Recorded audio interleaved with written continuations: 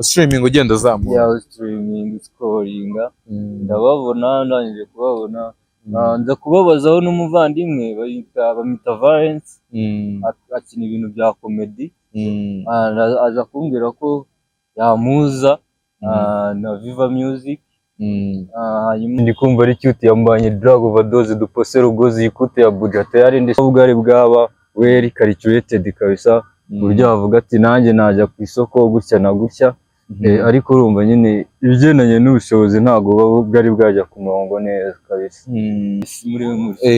ndamuzi ngo akorana ba Keramana wajya akina ibintu bijyanye n'amafilme kabisa. So hano kuri Kosovo TV ni mu rugo, if you dropping the new banger kabisa hano you are most welcome anytime kabisa. None asohora indirimbo nabo tuzongera tuguhostinga tugutumira ahangaha.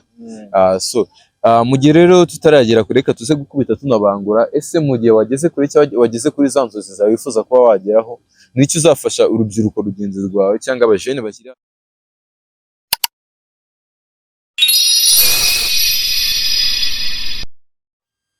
wari waseye kabisa. Umunsi watugatsana bita kuri Kosovo TV, akaba ari Viva the top journalist, the voice over artist. Umunsi ronga bangarukanye n'umujene ahangaha kuri Kosovo TV. Umujene bimeze gute se? Wagwani fresh meze neza kabisa kabisa. Angizi na se wakwita ndo mujene ni PK Pitake 14 nk'umuhanzi wa rap, njyana ya rap. Ukora njyana ya rap? Yes sir. So give me the freestyle kabisa imeze neza, hot freestyle kabisa.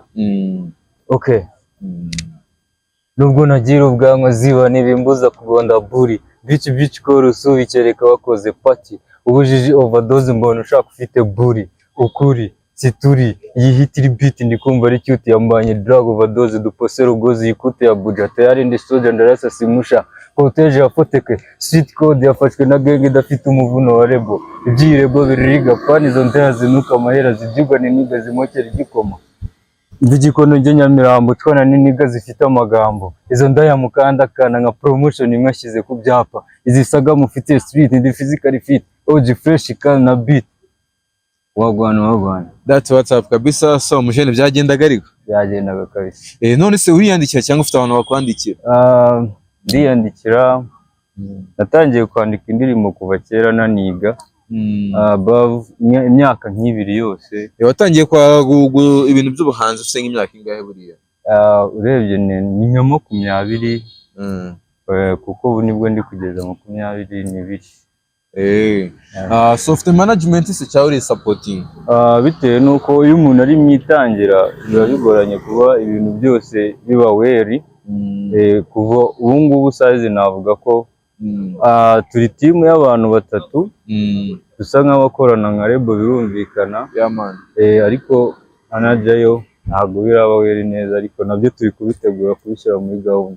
So nk'umuntu aramutse akeneye kuba yakumva imiziki myiza cyane ukora, aramutse akeneye kuba yareba ibihangano byawe, ni hehe abisanga? Ukoresha social media? Nkoresha social media zose ndamaximiza. Urugero aba YouTube channel nitwa Pitake 14 n'ubundi bica kuri channel yanjye. TikTok nuko, Twitter, Instagram hose kabisa ni Pitake 14 cyangwa se Pitake 14. Ubundi ibyo ukeneye byose nabiguhereza kabisa, full package. So umuziki se ujya kuwutangira mu rugo bakugira inama bakubwira ati umuziki turabona ubushoboye cyangwa ni igitekerezo wumvishije kiba kikuri cyabaye kikurimo? So by'umwihariko nyiri umwana naje kumva injyana, numva injyana ya R&B cyangwa se Afrobeat, numva injyana ya hip hop. Muri njyewe nyine numva nkunze injyana ya hip hop.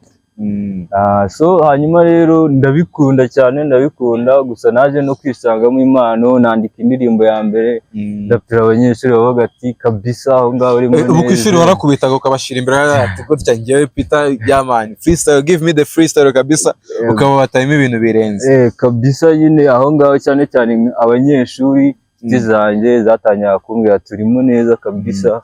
So uyu munsi imbogamizi urimo urahura nawo muri no muziki watangiye ko wakora, ikintu kikubera imbogamizi uyu munsi kuva watangira then n'ubu kigikomeje ni nk'ikihe? So navuga urumva iyo umuntu ari mwitangira cyane cyane haba harimo no kugira ngo ababyeyi bamwumve, na ya support ku ruhande haba ari kuri media ndetse n'ahandi. Urumva nyine byanga bikunda ubushobozi ntago buba bwari bwaba well calculated kabisa, buryo bavuga ati nanjye najya ku isoko gutya na gutya. ariko urumva nyine ibigendanye n'ubushobozi ntabwo buba bwari bwajya ku murongo neza kabisa. So tukiri aho ngaho rero nk'ikintu nk'ahangaha si ikintu njye nakwemera nk'ahangaha kuri Kosovo TV ndetse n'abantu badukurikirana n'abantu ikintu nkwemereye ni iki ngiki. Umunsi wakoze indirimbo audio nkwemereye ko kuri Kosovo TV tuzaguha support mu kijyanye n'amashusho y'indirimbo. Okay, thanks kabisa, That's what's up kabisa. So ibintu ni ugusapotingana, ni ugufashanya.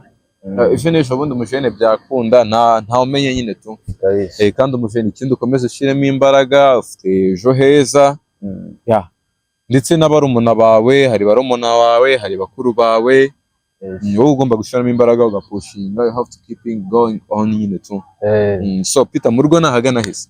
Mu rugo ni hariya ku Muhima, niho mu rugo. Kavukire ariko kavukire ni hariya Nyagatare, ni muri Eastern Province. Urumva hano ndi muri famille, kugira ngo naje no gukurikirana ibintu by'umuziki nyisoza ishuri nyine naje kubikora full time. Urumva mbirimo ntago ari ukuguru kumwe nshyizemo byose ndimo kabisa. No se so Peter, tukiri aho ngaho kugira ati ubashe kuba wamenya byanyuze muri henzi kubona kugira tubashe kuba wamenya. Okay, nagiye mbakurikirana kenshi. Urumva iyo uri guca nko kuri TikTok, ku mbuga za YouTube, hari igihe ubona nyine streaming ugenda uzamuka, streaming scrolling, ndababona ndangije kubabona, nza kubabazaho n'umuvandimwe bamwita Valence, akina ibintu bya comedy, aza kumbwira ko yamuza na Viva Music, hanyuma tukaba twahora tukagira ibyo tuganiraho. None turashyize birabaye umujama gutyo si igikara. Yes, muri ndamuzi ngo akorana ba Keramana wajya akina ibintu bijyanye n'amafilme kabisa. So hano kuri Kosovo TV ni mu rugo. If you dropping the new banger kabisa, no, you are most welcome anytime kabisa. None asohora indirimbo nabwo tuzongera tuguhostinga tugutumira ahangaha. So mu gihe rero tutaragera kure reka tuze gukubita tunabangura. Ese mu gihe wageze kuri za nzozi zawe wifuza kuba wageraho, n'iki uzafasha urubyiruko rugenzi rwawe cyangwa abajene bakiri hasi nabo bifuza kuba bazamuka? Man. So icyambere ni ukubabera line, ni ukuba urugero natangiye ko ngomba kuba umuyobozi wo kuberekana uburyo babigenzamo. Urumva ntabwo biba byoroshye, ariko iyo wageze ahantu ushobora guhereza ikiganza umuntu ukabasha nawe kuzamuka kuri escalier. Urumva hari abantu tujya tubona nk'ubu mu ndirimbo yanjye, hari aho njya mvuga ngo abasani bafataga hiti amayira ibiraro bagasenya. Urumva ngewe aho ngaho rwose icyo ni ikibazo mbona cyane cyane ku bantu b'aba underground. Kuzamuka biba bigoranye connection.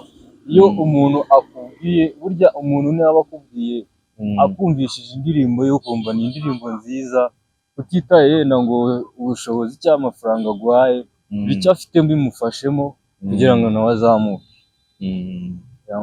Muri make no gusapotinga no gufashanya. So guys, nta muntu wigira. Uyu munsi ni weho, ejo ni njyewe nyine tu.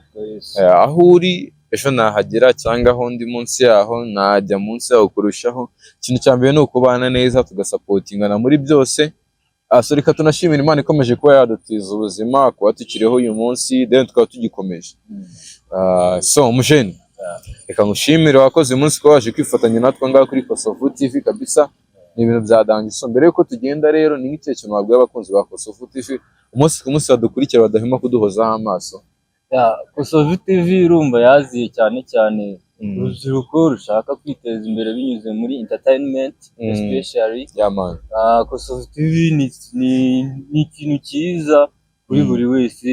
Mu following murebe ibikorwa umunsi ku wundi birivugira kabisa. Nyine muhitemo neza aho kujya guhereza amarayike n'amasubscribers abantu badatanga support kabisa. Nyine ugomba kugera aho ubarizwa wisanga, kandi nawe bikazakugira akamaro. So rero mbere yuko nanakurekura ngo nagende, ntabwo wagenda utongeye ko namo freestyle mujene. Give me the hot freestyle kabisa ngaho kuri Kosovo TV. Man. Okay. Ibiro ufite nivuze upede nanga baswera murara sede turakawumva ni beta ubundi zoba nk'inzoga yabuze. Twese dukora inkuba ziri turi nari zifite ubukara. Nyirandabizi urabizi hiti ni nyinshi zamona kenshi no joke muri industry. Best yanga ni bya drill susi muzana ubukara turi kuri deal. ninjira stage mu kwirinishwa sura yikunze nk'uwishe rukara hari hene buhene yariwe n'uwahageze kuri naguhaye ideni mufite Eden is a passion creation new generation deal go location no time na show busy money bar kuri naguha wapi na puta wabaza guda disk ban ikoranga ni Mitsubishi nishituje ese ni gasunda gahindira hinda nkabo serious bitches tayizura bunga initi dushajwe n'imari bro dukeneye research imari muri business wapisa dunute nkago muri fili natera nkacurika tumika bitches tuti not na di ni busy la pusha la pinyi cheneye rumi even there shida ni pira ya free. So yari hot freestyle ngaho kuri Kosovo TV umujeneka mshimire ko yaje kwifatanya natwe ngaho kuri Kosovo TV. That's what's up. Reka dushimiye no mu cameraman bari kuhanga bw'izuma akawumwita Savio.